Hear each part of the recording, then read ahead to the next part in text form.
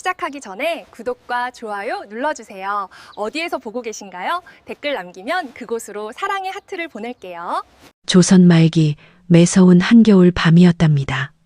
마포나루 최부잣집에서는 혹독한 매질 소리와 함께 여종분이의 애처로운 신음이 터져 나왔지요. 누군가는 차가운 마구간에 버려지고 누군가는 타인의 불행을 딛고 서 있었으니 과연 이 모진 운명은 누구의 손에서 비롯된 것이었을까요? 조선 말기 칼바람이 살을 애는 듯한 한겨울 밤이었답니다.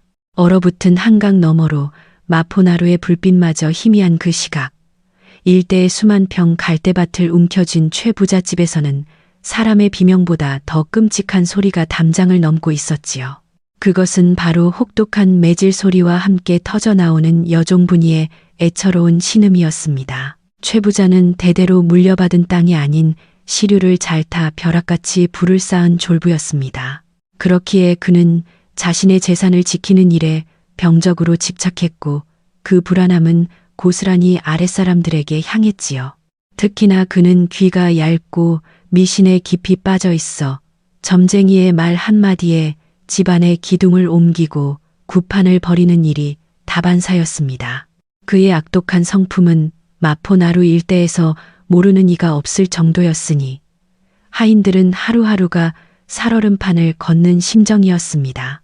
그날 밤의 화근은 실로 사소하기 짝이 없는 일이었습니다. 밤늦도록 술에 취해 들어온 최 부자가 해장국을 찾았고 고된 하루 일과에 지쳐 잠시 졸았던 분이가 그만 국그릇을 놓쳐 엎지르고 만 것이지요.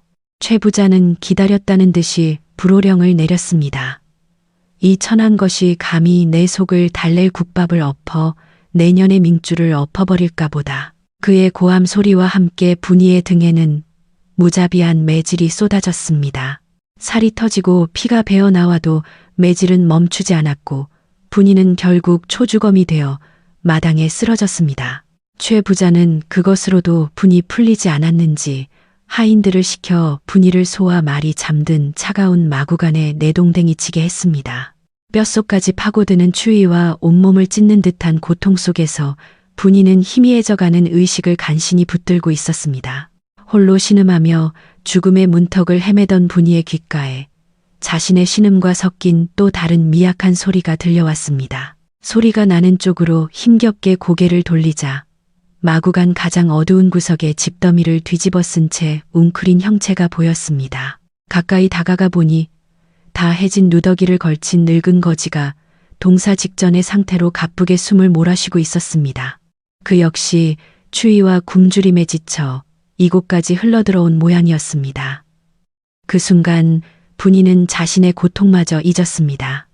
제 한 몸 건사하기도 힘든 처지였지만 눈앞에서 쓰러져가는 생명을 외면할 수는 없었습니다. 그녀는 품속 깊이 넣어두었던 온기 남은 물건 하나를 조심스럽게 꺼내 들었습니다. 그것은 저녁에 주인 마님의 상에서 남은 것을 얻어둔 그녀의 유일한 끼니가 될 뜨거운 고구마 한 알이었습니다. 분이는 망설임 없이 그 고구마를 반으로 쪼개 노인의 입가에 가져다 대며 온기를 나누었습니다. 사실 그 늙은 거지는 평범한 거린이 아니었습니다. 그는 천하를 유람하며 민심을 살피던 암행어사였습니다. 그는 비록 남루한 행색을 하고 있었으나 세상의 흐름과 땅의 기운을 읽는 해안을 지닌 선비였지요. 어사는 죽음의 문턱에서 자신을 살린 것이 한낱 여종의 조건 없는 온정이라는 사실에 깊은 감동을 받았습니다. 반면 탐욕에 눈이 멀어 사람을 짐승보다 못하게 여기는 최 부자의 악행에 큰 분노를 느꼈습니다. 어사는 분이의 맑은 눈망울을 보며 하늘이 이 여인에게 기회를 주려 함을 직감했습니다. 그의 눈에 마포나루의 저 드넓은 갈대밭은 그저 버려진 땅이 아니었습니다. 머지않아 한양으로 들어오는 모든 물산이 모여들 천하의 명당, 즉 황금의 목이었던 것입니다. 그러나 어리석은 최 부자는 눈앞의 욕심에만 급급해 그 땅의 진정한 가치를 보지 못하고 있었지요. 어사는 떨리는 목소리로 분이를 불렀습니다. 아가씨, 저를 살려주셨소. 그의 눈빛은 더 이상 굶주린 거린의 것이 아니었습니다. 깊고 형형한 빛을 띠고 있었지요. 그는 나직하지만 단호한 목소리로 말했습니다. 네, 비록 지금은 거지의 꼴을 하고 있으나 자네의 운명을 바꾸고 저 오만한 최부자의 콧대를 꺾어줄 비책이 하나 있다네. 자네가 베푼 고구마 한 알이 훗날 수많은 백성을 먹여 살릴 거대한 복으로 돌아올 것이니 나를 믿고 따르겠는가? 차가운 마구간에서 오고 간 이 은밀한 대화는 거대한 인과응보의 수레바퀴를 움직이는 첫 번째 씨앗이 되었습니다. 노인의 입에서 나온 이야기는 분이가 평생 상상조차 해본 적 없는 기이하고도 대담한 제안이었습니다. 처음에는 추위와 굶주림에 헛소리를 하는 것이라 여겼습니다. 한낱 노비인 자신이 주인인 최부자를 속이고 자유를 얻는다는 것은 꿈에서조차 불가능한 일이었기 때문입니다. 하지만 노인의 눈빛은 거짓을 말하고 있지 않았습니다. 그 눈에는 세상을 꿰뚫어보는 통찰력과 자신을 짐승처럼 부리는 최부자를 향한 서슬퍼런 위험이 서려 있었습니다. 분이는 직감적으로 깨달았습니다. 이 노인은 평범한 사람이 아니며 자신이 잡을 수 있는 처음이자 마지막 동아줄이라는 것을 말입니다. 어사는 분이의 마음이 흔들리는 것을 보고 차근차근 계획의 전모를 설명하기 시작했습니다. 그는 이 일이 얼마나 위험하고 중대한 사안인지 숨김없이 이야기했습니다. 만약 계획이 성공한다면 분이는 노비의 신분을 벗고 양인이 되어 누구도 무시 못할 거부가 될 것이며 나라의 개항을 이끈 공신이 될 것이라고 약조했습니다. 하지만 동시에 만에 하나 일이 틀어져 최 부자나 다른 이에게 발각되기라도 한다면 목숨을 부지하기 어려울 것이라는 위험 또한 솔직하게 털어놓았습니다. 어사의 말 한마디 한마디는 분이의 마음을 천길, 낭떠러지와 구름 위를 오가게 만들었습니다. 그녀는 깊은 고뇌에 빠졌습니다. 이것은 단순히 제 한 몸의 안위를 넘어 자신을 믿어준 한 사람의 목숨과 어쩌면 나라의 명운까지 걸린 선택이었습니다. 밤은 깊어지고 마구간의 공기는 더욱 차가워졌지만 분이의 마음속은 뜨거운 불길이 이는 듯 했습니다. 자신에게 베풀어진 작은 친절, 고구마 한 알의 온기가 이토록 거대한 운명의 전환을 가져올 줄이야 누가 상상이나 했겠습니까? 그녀는 더 이상 망설이지 않기로 했습니다. 이 억압과 고통의 사슬을 끊고 새로운 삶을 살고 싶었습니다. 또한 자신을 믿고 모든 것을 맡기려는 저 노인의 신뢰를 저버릴 수 없었습니다. 분이는 굳은 결심을 담아 어사를 향해 고개를 끄덕였습니다. 하겠습니다. 나리께서 시키시는 일이라면 이 목숨을 걸고서라도 따르겠습니다. 그것은 분이의 인생을 건 용기 있는 맹세이자 이름 모를 노인에 대한 깊은 신뢰의 표현이었습니다. 분이의 결심을 확인한 암행어사의 얼굴에 비로소 옅은 미소가 떠올랐습니다. 그는 계획의 첫 단계를 지시했습니다. 가장 먼저 해야 할 일은 그대의 이름을 저 악독한 최부자의 노비 문서에서 지워 양인의 신분을 회복하는 것이요. 노비의 신분으로는 토지를 소유할 수 없었기 때문입니다. 어사는 이미 최부자의 성정을 꿰뚫어 보고 있었습니다. 그의 지독한 무력과 어리석은 미신을 역이용한다면 돈 한 푼 들이지 않고도 분이를 면천시키고 갈대밭까지 손에 넣을 수 있다는 계산이었습니다. 분이는 어사의 기발한 계획에 놀라움을 금치 못하면서도 한편으로는 두려움과 기대를 동시에 품었습니다.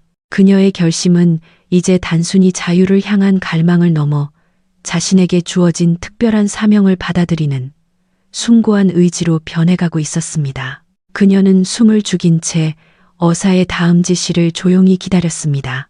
이튿날 아침이 밝자 최부잣집 대문 앞에서 요란한 뱃의 방울 소리가 울려 퍼졌습니다. 하인들이 누구냐며 문을 열자 그곳에는 눈이 먼 장님 행색을 한 도사 한 명이 서 있었습니다. 그는 남루한 도포를 걸쳤지만 그 기세만큼은 범상치 않았습니다. 바로 암행어사가 맹인 도사로 변장한 모습이었습니다. 그는 대뜸 이 집에 크나큰 재앙의 기운이 서려 있다 고 외치며 최부자의 집 안으로 성큼성큼 들어섰습니다. 그의 목소리는 천지를 뒤흔들듯 우렁찼고 그 서슬퍼런 기세에 안주인과 하인들은 겁을 먹고 어쩔 줄 몰라 했습니다. 소란을 듣고 나온 최 부자는 처음에는 어디서 굴러먹던 미치광이인가 싶어 당장 내쫓으라 소리쳤지만 도사의 다음 말에 얼굴이 하얗게 질리고 말았습니다. 도사는 눈이 보이지 않음에도 불구하고 최 부자를 정확히 가리키며 예언을 쏟아내기 시작했습니다. 내가 보니 머지않아 한강물이 넘쳐 이 일대의 갈대밭을 모두 집어삼킬 것이요. 또한 이 집안에는 주인의 재물을 모두 거덜내고 목숨까지 잡아먹을 상을 가진 여종이 있으니 당장 내치지 않으면 그대의 금은 보화는 하룻밤 사이에 모두 제가 될 것이다. 최 부자는 순간 숨이 멎는 듯 했습니다. 그의 갈대밭은 지대가 낮아 장마철이면 늘 물난리를 걱정하던 터였고 재산을 잃을까 노심초사하며 애군을 띈 하인이 있을지도 모른다는 불안감에 시달려왔기 때문입니다. 도사가 자신의 가장 깊은 불안을 정확히 꿰뚫어 보자 최 부자의 마음속 의심은 순식간에 공포로 바뀌었습니다. 최 부자가 어찌할 바를 모르고 망설이자 도사는 결정타를 날렸습니다. 그는 최 부자의 돌아가신 부친의 이름과 생전의 버릇은 물론 그가 몰래 고리대금업을 하며 남의 눈에 피눈물을 내게 했던 은밀한 악행까지 줄줄 읊어대기 시작했습니다. 이것은 어젯밤 분의를 통해 미리 얻어둔 정보였습니다. 자신만이 아는 비밀까지 꿰고 있는 도사를 보자 최 부자는 그가 정말로 천기를 읽는 신통한 인물이라 완전히 믿어버렸습니다. 그는 그 자리에 털썩 주저앉아 도사의 바짓가랑이를 붙잡고 살려달라며 머리를 조아렸습니다. 도사님, 도사님, 제발 이 어리석은 놈을 구해주십시오. 시키는 대로 다 할 터이니 부디 재앙을 피할 비책을 알려주십시오. 그의 목소리는 공포로 가늘게 떨리고 있었습니다. 상황이 자신의 뜻대로 흘러감을 확인한 도사는 헛기침을 하며 비책을 일러주었습니다. 시간이 없다. 애군이 잔뜩 낀 그 갈대밭은 당장 팔아치우고 주인을 잡아먹을 상을 가진 그 여종을 즉시 면천시켜 내보내야만 한다. 명심하거라. 오늘 오시마가 지나기 전까지 모든 것을 끝내야만 그대의 목숨을 부지할 수 있을 것이다. 도사는 일부러 다급한 목소리로 최 부자를 재촉했습니다. 공포는 결국 그의 지독한 무력마저 집어삼켰습니다. 최 부자는 한시가 급하다는 생각에 정신없이 서둘렀습니다. 마침 집 앞으로 지나가던 낯선 상단이 갈대밭을 사겠다고 나섰고 이들 역시 어사의 하수인들이었습니다. 최 부자는 시세에 반값도 안 되는 헐값에 수만 평의 땅을 넘기는 문서에 제 손으로 도장을 찍었습니다. 그리고는 곧장 분의를 불러내어 그녀의 얼굴에 면천 문서를 집어 던지며 소리쳤습니다. 이 재수 없는 것 당장 내 집에서 꺼져라. 두 번 다시 내년의 그림자도 비치지 말거라. 이 모든 과정 속에서 최 부자는 자신의 손으로 땅 매매 문서에 도장을 찍고 분의의 면천을 공식적으로 허락함으로써 훗날 자신의 발목을 잡을 돌이킬 수 없는 증거를 남기고 말았습니다. 최 부잣집 대문을 나서는 분의의 발걸음은 꿈을 꾸는 듯 가벼웠습니다. 어젯밤까지만 해도 죽음의 문턱을 헤매던 자신이 하루아침에 노비의 신분을 벗고 자유로운 양인이 된 것입니다. 그녀가 문 밖으로 나서자 약속이라도 한 듯 기다리고 있던 상단 사람들이 다가왔습니다. 그들은 최 부자에게서 헐값에 사들인 갈대밭 토지 문서를 공증된 절차에 따라 고스란히 그녀의 명의로 넘겨주었습니다. 모든 것은 암행어사의 치밀한 계획대로였습니다. 이로써 분이는 최 부자는 까맣게 모르는 사이 마포 나루 갈대밭의 진정한 주인이 되었습니다. 그녀는 떨리는 손으로 자신의 이름이 적힌 땅 문서를 품에 안았습니다. 그것은 종이 한 장이 아니라 그녀의 새로운 삶 그 자체였습니다. 한편 최 부자는 자신의 현명한 판단 덕분에 대홍수의 재앙을 피하고 재산을 지켰다고 굳게 믿으며 안도의 한숨을 내쉬었습니다. 그는 헐값에 갈대밭을 넘긴 것이 조금 아깝기는 했지만 목숨과 전 재산을 잃는 것보다는 100번 낫다고 스스로를 위안했습니다. 그는 도사의 예언을 철석같이 믿고 땅을 판 돈을 몽땅 털어 홍수의 위험이 전혀 없는 산 위쪽에 위치한 척박한 밭을 사들였습니다. 그 땅은 예부터 개도 돌을 씹고 닭도 자갈을 쪼아 먹는다는 소문이 돌 정도로 황무지나 다름없었지만 최 부자의 눈에는 그저 안전한 재산으로만 보였습니다. 도사의 예언을 피했다는 안도감과 언젠가는 이 돌밭도 옥토로 만들어 더 큰 부를 일굴 수 있으리라는 근거 없는 오만에 사로잡혀 땅의 가치를 제대로 알아보지 못한 것입니다.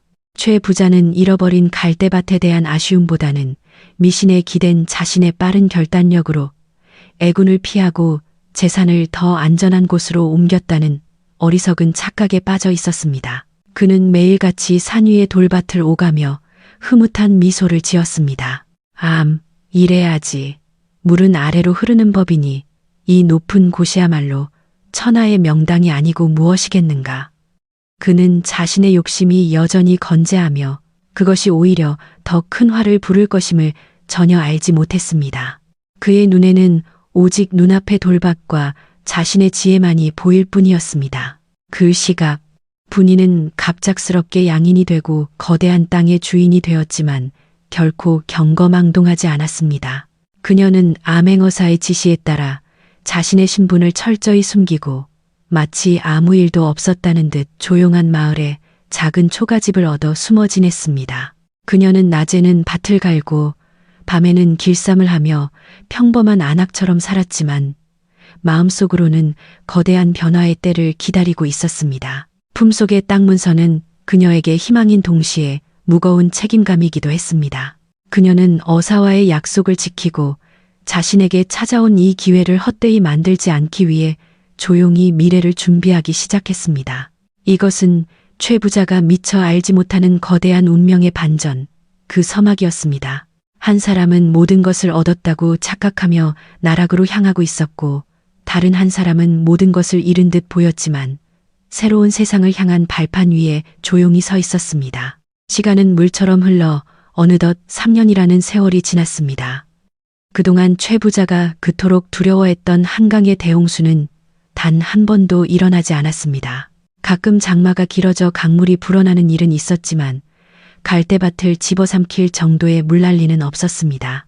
그를 공포에 떨게 했던 맹인 도사의 예언은 결국 허상이었음이 드러났지만 어리석은 최 부자는 여전히 그것이 자신의 발빠른 대처 덕분이라 믿고 있었습니다. 그는 매일같이 산 위의 돌밭에 나가 돌을 골라내고 흙을 갈아엎었지만 땅은 곡식 한 톨 제대로 내어주지 않았습니다. 오히려 밭을 일구는 데 들어가는 품짐과 비용만 눈덩이처럼 불어나고 있었습니다. 그러던 어느 날 조정에서는 마침내 마포 나루 일대를 개항한다는 공식적인 발표를 했습니다. 이는 3년 전 차가운 마구간에서 암행어사가 분이에게 은밀히 일러주었던 그 놀라운 예언이 마침내 현실로 이루어진 순간이었습니다. 소식이 전해지자 마포나루는 발칵 뒤집혔습니다. 한양의 관문이 될 새로운 항구가 들어선다는 소식에 사람들은 흥분을 감추지 못했고 특히 항구 부지로 지정된 갈대밭 일대의 땅값은 그야말로 하루가 다르게 천정부지로 치솟기 시작했습니다. 어제 한 냥 하던 땅이 오늘 10냥이 되고 내일은 100냥이 될 것이라는 소문이 파다하게 퍼졌습니다. 한때 쓸모없다 여겨졌던 갈대밭이 조선의 관문이 될 황금알을 낳는 거위로 변모한 것입니다. 이 모든 변화의 중심에는 분이가 있었습니다. 그녀가 소유한 갈대밭은 항구 건설의 핵심 부지로 확정되면서 그 가치가 상상할 수 없을 만큼 불어났습니다. 3년 전 암행어사가 했던 약속과 그 약속을 믿고 자신의 모든 것을 걸었던 분이의 신뢰가 마침내 거대한 결실을 맺는 결정적인 순간이었습니다. 분이는 더 이상 초라한 노비가 아니었습니다. 그녀는 마포 나루 일대 최고의 땅 부자이자 새로운 시대의 문을 여는 중심 인물이 되었습니다. 하지만 그녀는 여전히 전면에 나서지 않고 어사에 충실한 하수인들을 통해 조용히 자신의 부를 관리하며 때를 기다렸습니다. 반면 최 부자의 삶은 나락으로 곤두박질 치고 있었습니다. 그는 자신이 막대한 돈을 주고 산 위의 돌밭을 옥토로 만들겠다는 헛된 욕망에 사로잡혀 있었습니다. 수확은 없고 들어가는 돈만 늘어나자 그는 결국 고리대금 업자들에게 손을 벌리기 시작했습니다. 한때 자신이 남들에게 했던 것처럼 이제는 자신이 살인적인 이자에 시달리는 신세가 된 것입니다.